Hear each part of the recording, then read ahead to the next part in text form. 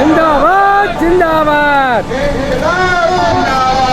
जिंदाबाद जिंदाबाद भाई भाई भाई। नमस्कार EPS 95 पेंशनदार को आपका स्वागत है हमारे YouTube चैनल टेक्निकल मोदी 2.0 में।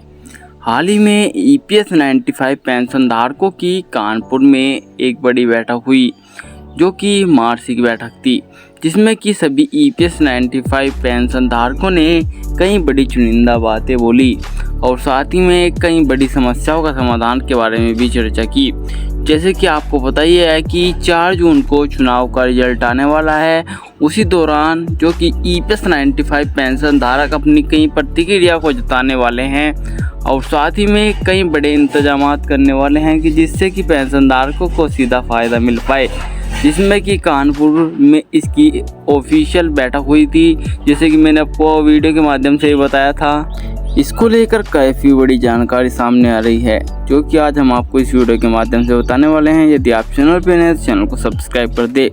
सरकार बनते ही सभी EPS 95 पेंशन धारक आंदोलन करने वाले हैं, जो कि कानपुर में EPS 95 पेंशन धारकों ने एक हाल ही में बैठक का आयोजन किया, जिसकी अध्यक्षता हमारे कमांडर अशोक रावत जी ने की।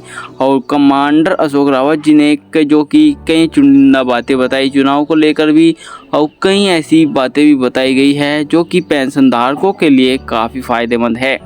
जैसे कि EPS 95 पेंशन धारकों की ऐसी चुनिंदा तस्वीरें सामने आई जो कि यह बात का संकेत देती है कि EPS 95 पेंशन धारकों की जो कि पेंशन है सुचारू रूप से बंद की जा रही है।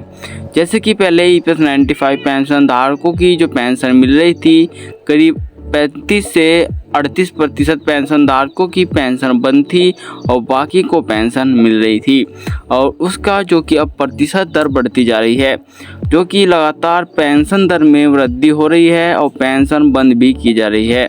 उसको लेकर सभी EPS 95 पेंशन धारक जो कि आंदोलन करेंगे और पेंशन बढ़ोतरी के संबंध में और पेंशन को फिर से शुरू करने के संबंध में फिर से जो कि आंदोलन करने वाले हैं। और साथ ही में कमांडर अशोक रावत जी कई बड़ी चुनिंदा और बातों के बारे में भी जो कि आपको अवगत किया। और इसके बारे में सबसे बड़ी बात यह निकल के आ रही है कि जो कानपुर में बैठक हुई उसमें क्या बताया जा रहा है, जो कि इसमें अशोक रावत जी ने और क्या बताया गया है, जो कि NSC की कानपुर की जो कि अध्यक्षता की थी। उसमें सबसे बड़ी बात यह है थी कि जो कि प्रपोजर था उस वह प्रपोजर कहाँ तक पहुँचा और किस प्रकार से था।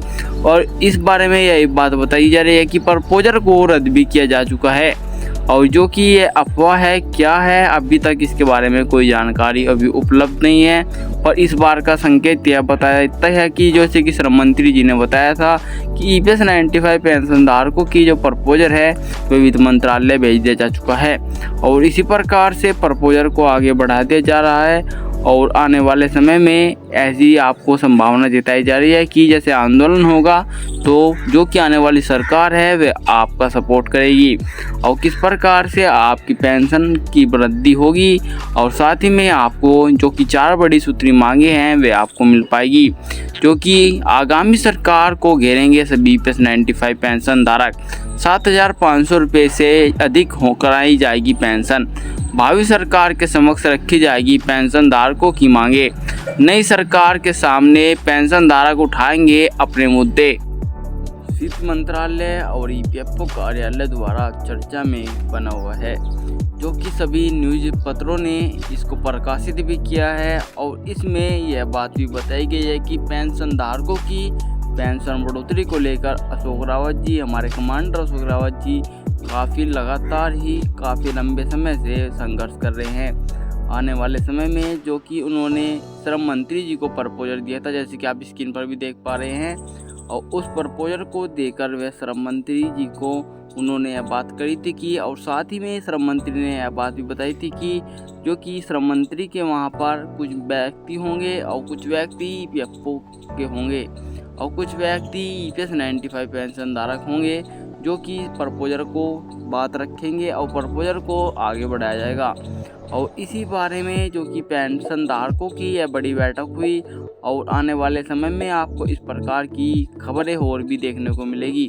और जो कि लगातार ही 4 जून को रिजल्ट आने वाला है। 4 जून के बाद जो कि एक और बड़ी बैठक होगी जिसमें कि कमांडर अशोक रावत जी आपको कई बड़ी चुनिंदा और जानकारी देंगे। और साथ ही में जो कि नया बजट पेश किया जाएगा। जो कि यह बजट था यह सिर्फ बजट उतने समय तक था जब तक कि चुनाव जारी है और आने वाले समय में बजट पेश किया जाएगा। और उसमें यह आशंका जताई जा रही है कि पेंशनधारकों के लिए काफ़ी हद तक बड़ा फ़ायदा मिल पाए। और पेंशनधारकों की यह उम्मीद लगाए बैठे हैं कि EPS 95 पेंशनधारकों को फ़ायदा होगा आने वाली सरकार से। आने वाली सरकार EPS 95 पेंशनधारकों के हित में कार्य करेगी। और यह भी आशंका जताई जा रही है कि जैसे कि कमांडर अशोक रावत जी ने काफ़ी लंबे समय से जिनको सपोर्ट किया, जैसे कि हमारे माननीय एवं मान लीजिए कई ऐसे पेंशनधारक भी हैं जो कि अब इस बार चुनाव में खड़े हुए थे और वे विजयी भी हो सकते हैं, जो कि कमांडर अशोक रावत जी की यह संभावना जताई जा रही थी। इसी प्रकार से कमांडर अशोक रावत जी ने उनका सपोर्ट किया और वे उसका अब EPS 95 पेंशनधारकों का सपोर्ट करने दिखाई देंगे और उनको काफ़ी हद तक लाभ मिल पाएगा। आपको ये जानकारी कैसी लगी कमेंट बॉक्स में बताएं। मैं मिलता हूँ एक और नई ऐसी बड़ी ताज़ी खबर के साथ। यदि आप चैनल पर नए चैनल को सब्सक्राइब कर दें। जय हिंद, जय भारत।